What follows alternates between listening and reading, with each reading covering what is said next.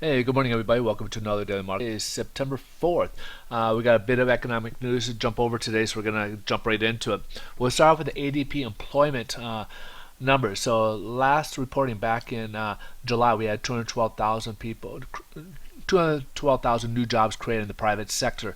For the month of August, it was a little bit lower at 204. So, a little bit disappointing because they were kind of actually a lot of whispers out there was at 215. So, it came in a little bit disappointing. Weekly jobless numbers. So last week we had 298 people applying for unemployment. So the forecast was about 300. And it had just a slight increase at 302,000. So this week really we're going to be focusing on the jobs numbers, and tomorrow we'll have the labor statistics releasing their jobs numbers, which will be the biggie. So, but be prepared tomorrow. Jump right back into this economic calendar. We got the trade deficit for the month of July. So in June we had this was actually revised a little bit better. So it came in at 40.8 billion deficit. Forecast supposed to increase, but it actually shrunk a little bit more. So good numbers there. So we didn't have a bit of a drag on the economy due to the fluctuations in the trade. Productivity for second quarter, we had 2.5, and it dropped a little bit. Came in a little bit lower at 2.3, basically at forecast. Market services PMI.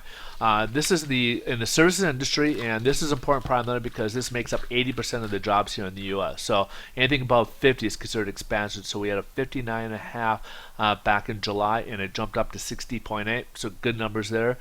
And we also got the other services numbers with ISM non-manufacturing, or also called ISM services.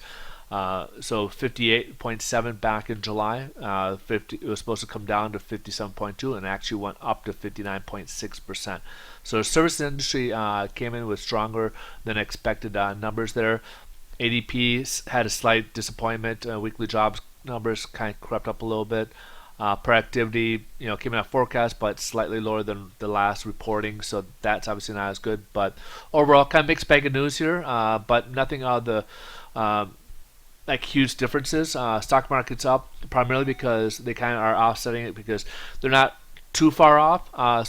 But they're up primarily because the ECB kind of surprised everybody with their rate cuts, as well as their own version of a QE plan where they're going to be buying their own bond program over there. So they're going to start their own stimulus packages over in Europe, which is getting investors excited. As the U.S. is tightening up, Europe is kind of opening up the faucet, so to speak, for money. Bond market, we actually pulled back a little bit from where were yesterday, but we're in a range where it really isn't. It's more of a sideways movement with the pricing on interest rates, so it wasn't enough to make a difference as to the pricing. So right now, I wouldn't say that there's any. I would say it's about the same where we left off yesterday. All right, folks, you guys have a wonderful day. Remember, tomorrow we got the big jobs number to be released, and that would be the biggie this week. And so be prepared. It could be if we have a huge miss. Obviously, it's hard to say how that could make because they could rejoice to say maybe they might continue the free money over here, or they may say, oh, the economy may not be doing as well. So it's kind of hard to say which direction they're going to go. But my feeling is because they're expecting the economy to do better in the tightening, and the ECB is also loosening up, that maybe they will, the bond market get better, whereas the stock market will decline if we hit big on the jobs numbers. But if the jobs number come in much higher, that could also have it could have the adverse effect as well, meaning that maybe with the next Fed meeting, maybe they start talking about raising interest rates lower than where the forecast was. Okay, so be prepared tomorrow. We could have some volatility. It could go really either way, and we'll have to kind of prepare for that.